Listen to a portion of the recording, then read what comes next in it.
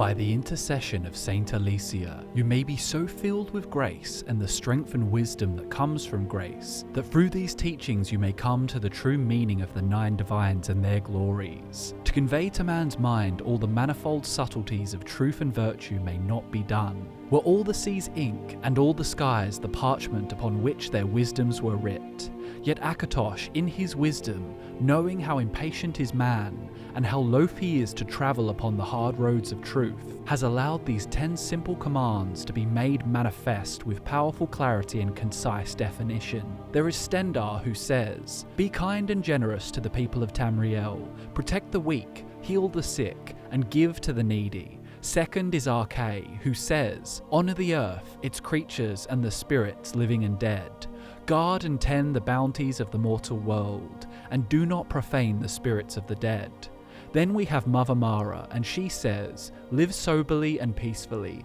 Honour your parents and preserve the peace and security of home and family." Fourth comes Zenithar, who says, "Work hard and you will be rewarded.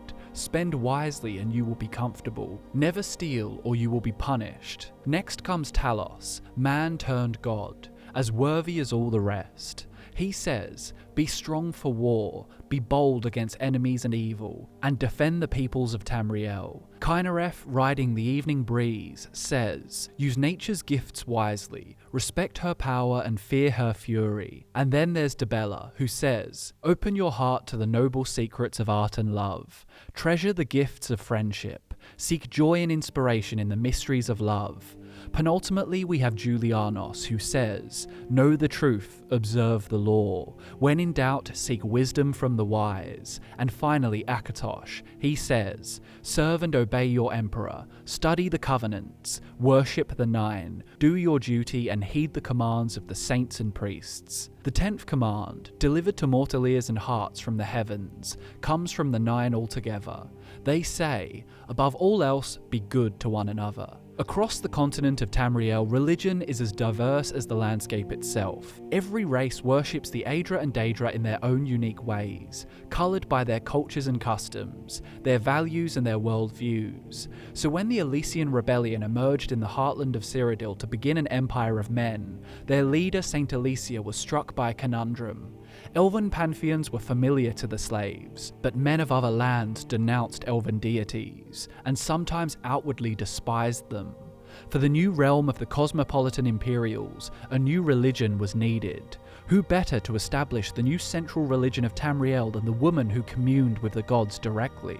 The woman who received visions from Mara, handmaiden to Kyn, and made a blood covenant with the dragon god of time. This new religion would become the most renowned in Tamrielic history, inspired by both men and elves. Hey guys, it's Drew here and welcome back to Fudge Muppet. It's true, despite their fundamental role in the creation of mortals and their plane of existence, we know far less about many of the Aedra than we do about their Daedra counterparts. I've studied Daedrology for years and couldn't hope to uncover all of their intricacies, but that's because mortal historical records are still so recent in the grand scheme of things. Over the centuries of men and mer documenting events, the Daedra have been active, meddling with Mundus, as they are so fond of doing. The Aedra, however, their power has been tied up in keeping the mortal plane alive and functioning. The divines may not be whispering in mortal ears every time they're struck by boredom, but that doesn't mean they're not there. In this video, we're going to learn about all 9 of the divines, their spheres of influence, their personalities and their purposes, while also comparing them to their analogues found in other Tamrielic religions. So let's follow the same order that we see in the 10 commands of the 9 divines, starting with Stendarr.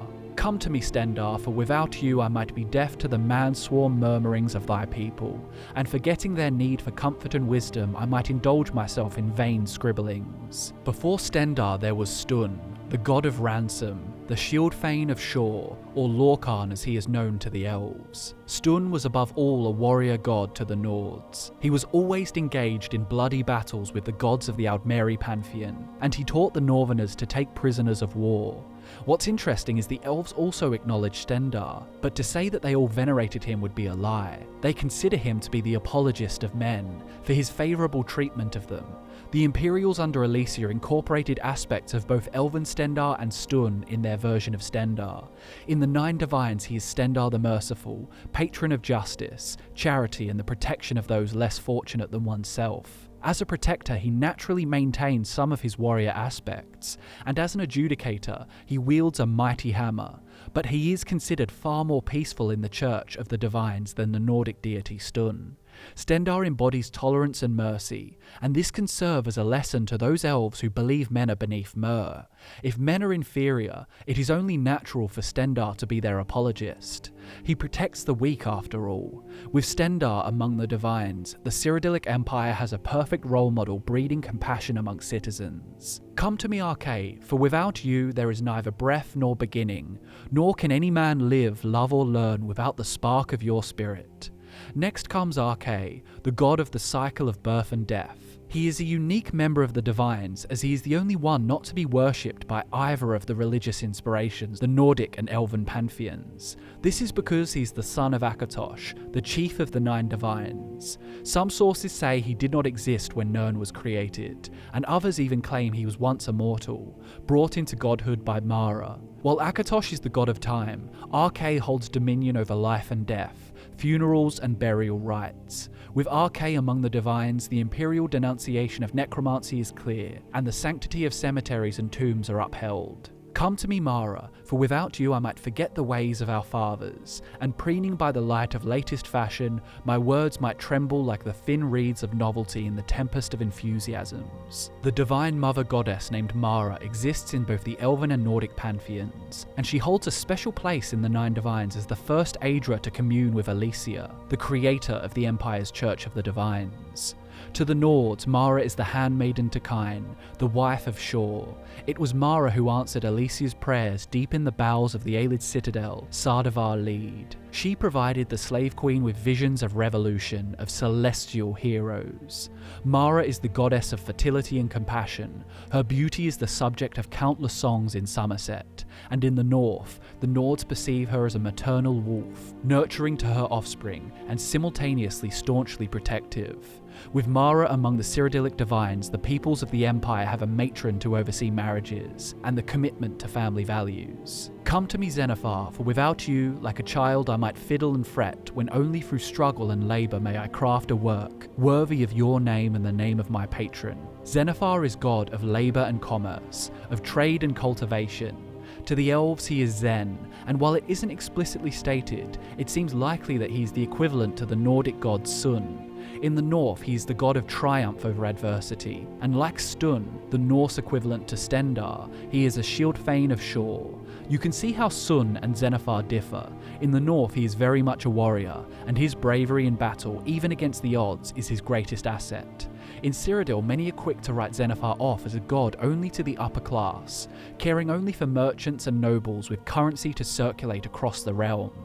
But this is an unfair depiction of Zen. Like most of the Divines, he is portrayed in the Cyrodiilic Pantheon as more reposeful than his Nordic counterpart.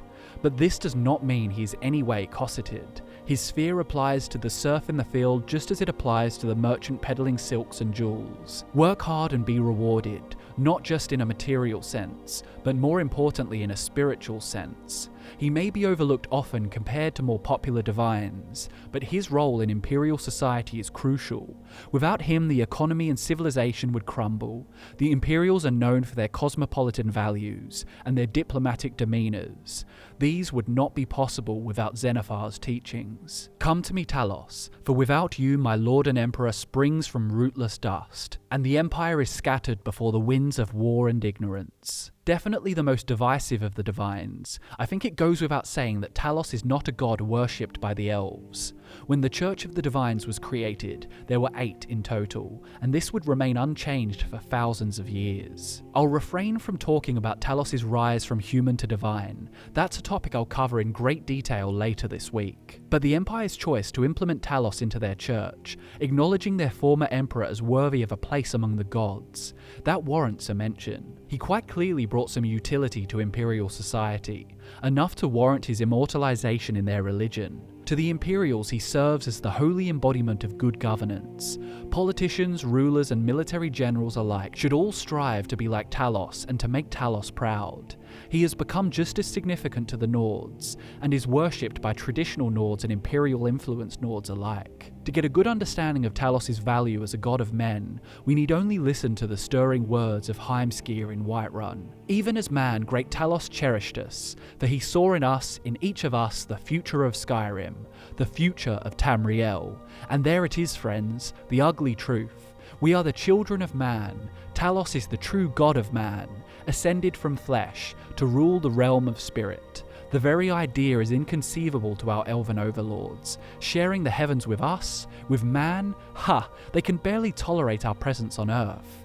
Not only is Talos an effective role model to Imperials and Nords, but he gives hope to the races of men that they are not inferior to the races of Mer, a sentiment that Saint Alicia would endorse wholeheartedly. Come to me, Kynareth, for without you I might not know the mysteries of the world, and so blind and in terror I might consume and profane the abundance of your beautiful treasures. Kynareth is not a name of significance to the elves, but to men it is a fresh breath of hope.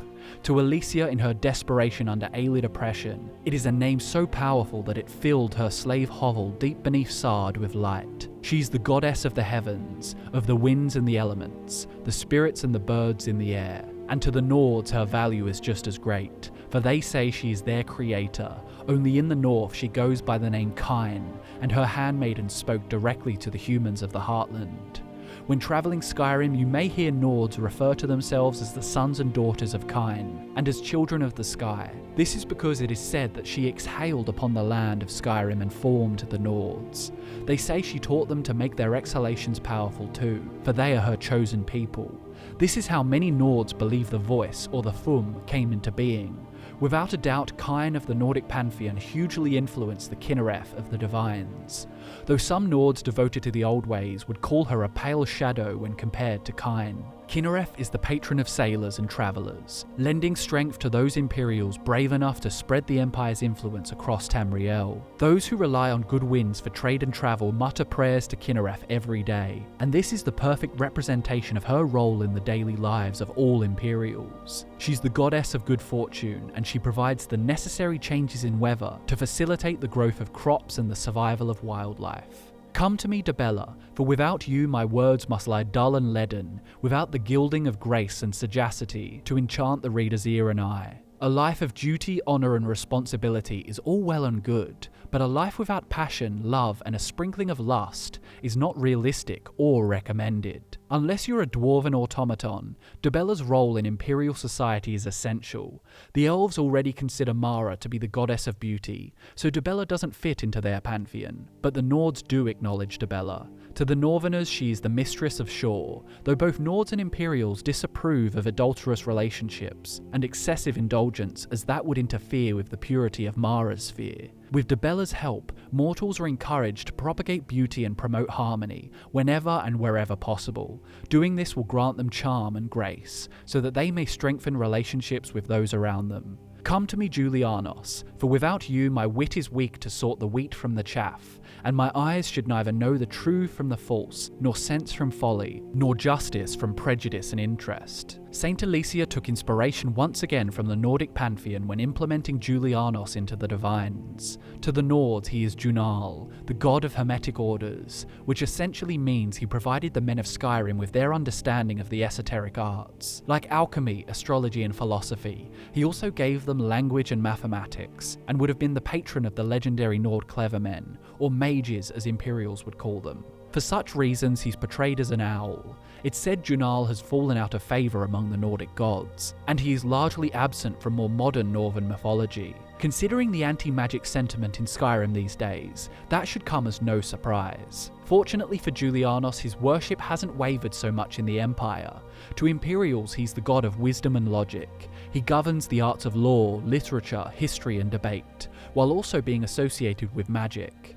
Much of his reverence comes courtesy of Cyrodiil's wizards. The elves didn't need a god like Julianos, for they worship Magnus, the true god of magic.